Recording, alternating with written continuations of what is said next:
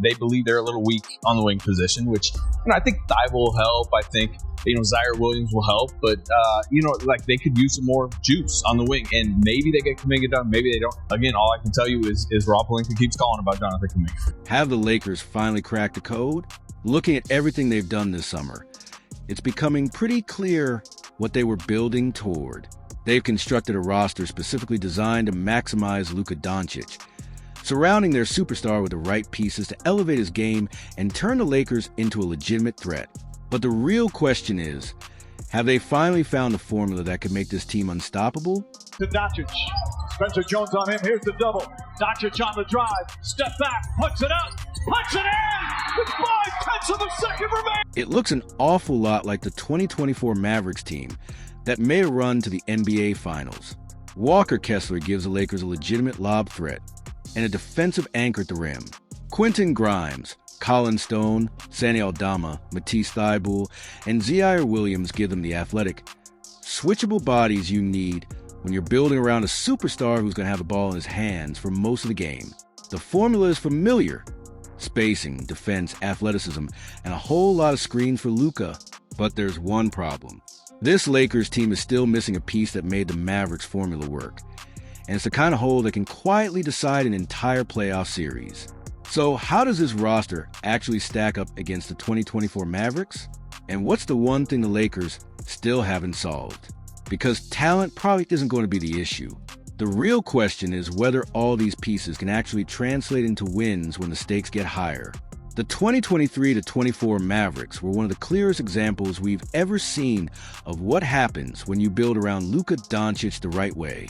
Daniel Gafford and Derek Lively too gave Luka two athletic big men who could run from rim to rim, set crushing screens, catch lobs, and finish everything above the square. Derek Jones Jr. and PJ.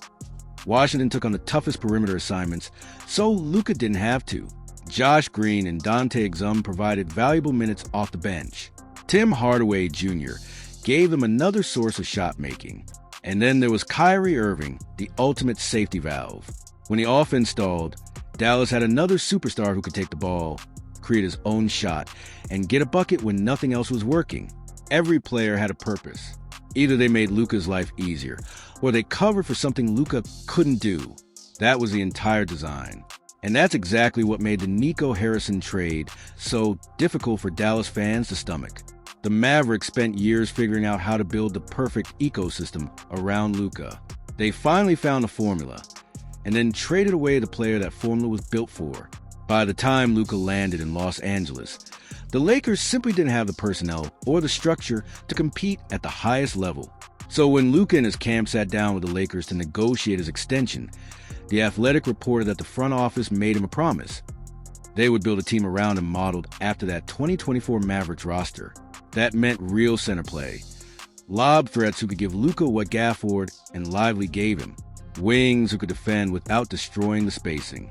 And, most importantly, another long-term playmaker who could share the offensive burden. It sounds simple on paper.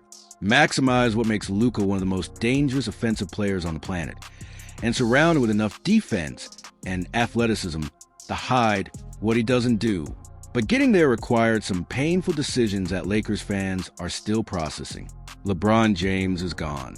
Rui Hachimura is gone. Marcus Smart is gone. That's a lot of history walking out the door in a single summer. Painful? Absolutely. But it also gave Rob Pelinka the freedom to finally go all in on what we could call the Dallas 2. Zero plan. This is the Luka era now. And just like in Dallas, everything revolves around him. Let's start with the center position. In Dallas, Luka had two athletic bigs who could sprint the floor, set screens, catch lobs, and protect the rim. In Los Angeles, that job now belongs to Walker Kessler. Kessler may have a higher ceiling than either Lively or Gafford, but the ceiling matters less than the fit. What matters is that he gives Luka exactly the type of partner he needs. A big who can set a real screen, roll hard, put pressure on the rim, and finish above the basket. When you have arguably the best pick-and-roll creator in the world, having a center who can consistently convert those reads is far more valuable than people realize. But the biggest swing could come in the backcourt. Kyrie Irving gave Dallas something almost no other team could match. A second elite creator who could handle the ball, generate his own shot, and punish defenses the moment they loaded up on Luka. When the offense stalled in the fourth quarter, Dallas had a second answer. Now, the Lakers are betting that Austin Reaves can become that answer. And that might be the biggest gamble of the entire roster.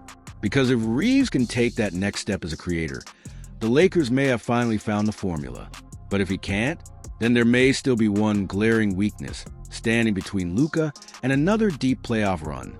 The 4-year, $180 million extension is a massive number, but Reaves is coming off a season where he averaged 23, 3 points and 5 assists, while shooting 49% from the field and 36% from 3. Is that Kyrie Irving? Of course not. Nobody inside the Lakers organization is pretending it is. But Reaves has something that makes this comparison interesting. A real handle, crafty downhill scoring, and the ability to run an offense when Luka sits. If he continues developing at his current pace, the Lakers could have their own version of the two-creator structure that helped carry Dallas to the finals. And then there are the defensive wings. The Mavericks built their roster specifically to protect Luka and Kyrie. P.J. Washington and Derrick Jones Jr. absorbed the toughest perimeter assignments, allowing their stars to preserve energy for the offensive end. Los Angeles is trying to recreate that same idea with Quentin Grimes, Matisse Thybulle, Zaire Williams, and rookie Cameron Carr. The philosophy is simple. Let the stars create. Let the wings defend.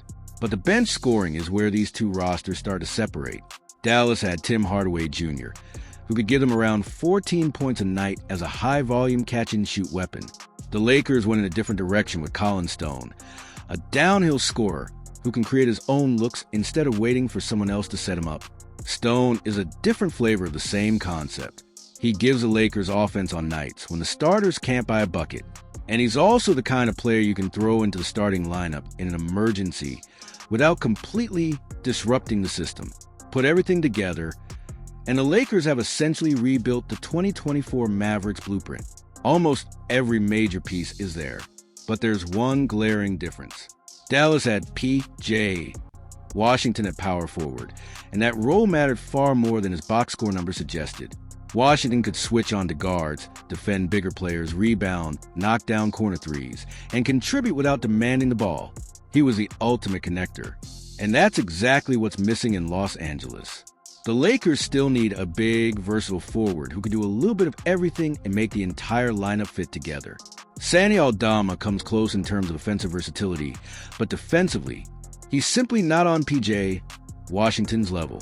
Finding that player, or failing to find him, could be the difference between the Lakers becoming a legitimate championship contender and suffering another second-round exit. And here's where things get complicated. Because copying a blueprint and actually executing it are two completely different projects. Having the right player profiles on paper doesn't mean much if those players can't stay healthy, can't handle playoff pressure, or don't perform at the level their contract demand. And that brings us back to Luka. Everything about this Lakers team starts and ends with him. There isn't much left to debate about his talent. Last season, Luka averaged nearly 34 points, 3 assists, and 7 rebounds, while shooting 48% from the field and 37% from 3 on more than 10 attempts per game. And he's still only 27 years old.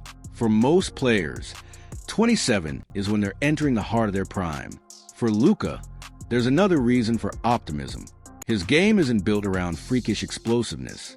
It's built around footwork, angles, timing, deception, and pace. Those are skills that tend to age extremely well. Players who win with skill rather than pure athleticism often find ways to remain effective deep into their careers. So the bigger question isn't whether Luka is good enough.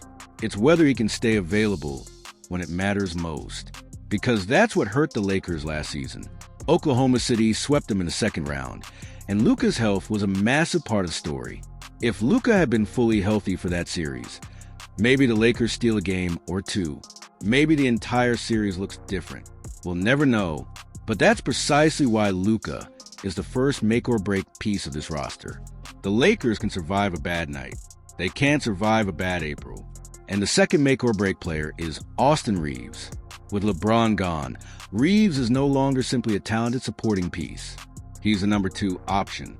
Full stop.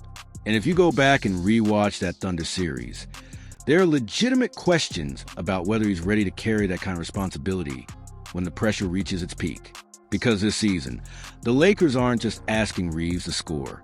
They're asking him to create, lead, defend, make decisions, and become Luka's offensive safety valve. That's a completely different level of responsibility. Quick one before we get back into it. And just to be clear up front, this is only for viewers who are legally eligible, have the means, and can use it responsibly. This video is brought to you by Prize Picks, America's leading sports pick'em app. If you've never used it, the concept is incredibly simple. Pick more or less on a few player stats, lock in your lineup, and you're done. And if you'd rather back a team, you can do that too. Choose the winner, spread, or total on eligible games and matchups. For today's picks, I've got Sabrina Ionescu, less on rebounds plus assists, and Aya Wilson, less on points plus rebounds. Now, let's get back to the Lakers, because this is where the real question begins. Can this roster actually survive the pressure of the playoffs? Prize Picks is available in most states, including California, Texas, and Florida, and they just changed their new user offer. So if you're eligible, there's no better time to check it out. Play your first $5, and if you win, you can get $150 in lineups. Just use code HMA when you sign up. That's it. Win that first lineup, and the $150 is yours.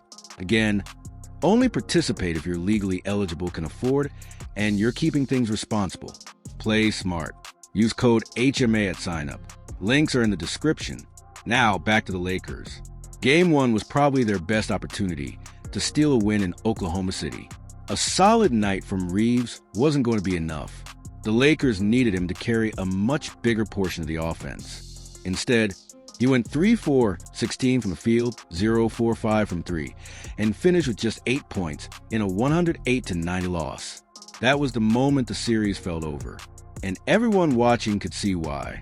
Now Reaves is signed a 4-year, $180 million contract, and that changes the standard completely. That's the kind of money you give a player you expect to become an all-star level contributor. To his credit, Kessler is already one of the better rim protectors in the league. The length, timing, and instincts he has when deciding when to leave his feet can turn the paint into a place opponents simply don't want to enter. He's not the quickest big laterally, but his size allows him to contest with either hand and recover from mistakes that most centers simply can't. The Lakers haven't had that kind of defensive presence since Anthony Davis left. But for this entire experiment to work, Kessler has to move closer to the level of another former Jazz center, Rudy Gobert. Gobert spent nearly a decade anchoring elite defenses and collecting Defensive Player of the Year awards. And that's roughly the level Los Angeles is betting Kessler can reach. That means protecting the rim without constantly picking up cheap fouls, finishing possessions with rebounds instead of giving opponents second chances, and, most importantly, staying playable in the fourth quarter when opponents go small and try to drag him away from a basket. That's where J.J. Redick has some serious work to do. He has to find the lineups that keep Kessler's elite rim protection on the floor without exposing the Lakers on the perimeter during closing time. Because if he can solve that problem, Kessler could become much more than just Luka's lob target. He could become a defensive foundation that finally makes the entire Lakers 2-0 experiment work. That balance could be one of the toughest coaching problems in the league right now. So the question is pretty simple. Can Kessler become a top 5 defender? And can he drag this Lakers roster into the top 10 defensively? Because in a Western Conference featuring Oklahoma City, San Antonio, and Denver, that might be the entire ball game. Luka, Reaves, and Kessler are already locked into 3 of the 5 starting spots. There's really no debate there. Pelinka has also surrounded them with a rotation that looks solid on paper. Quentin Grimes, Santi Aldama, Collin Stone, Matisse Thybulle, Zaire Williams, and Kevon Looney are all capable of holding down meaningful minutes when healthy. Grimes almost certainly slides into the starting lineup, and that leaves one glaring hole: power forward. With LeBron in Philadelphia and Rui Hachimura across town with the Clippers, the Lakers still need a legitimate starting 4, and right now, they don't really have one. There's an internal case to be made. Jake LaRavia, Thybulle, Zaire Williams, Jarrett Vanderbilt, and Aldama could all get a look. And based on the way Redick has built this roster, The priority appears to be perimeter defense and versatility, rather than simply adding size for sake of size. If that's the philosophy, Williams makes some sense. He's long enough to handle bigger wing assignments, and he's still young enough that there could be another level to his game. They weren't finished in October either. Dallas had holes. They had questions. And they filled some of those gaps at the trade deadline before making their run all the way to the finals. The Lakers could be walking down that exact same road. They've got the blueprint. They've got Luka. They've got the talent. Now they just need the final piece and a little luck with timing. So, how far do you think this Lakers team can actually go? Can they make the Western Conference Finals? Can they reach the NBA Finals? Or is that missing power forward going to hold them back? Let me know your prediction in the comments. And as always, hit the like button, subscribe, and turn on notifications for more NBA breakdowns like this one.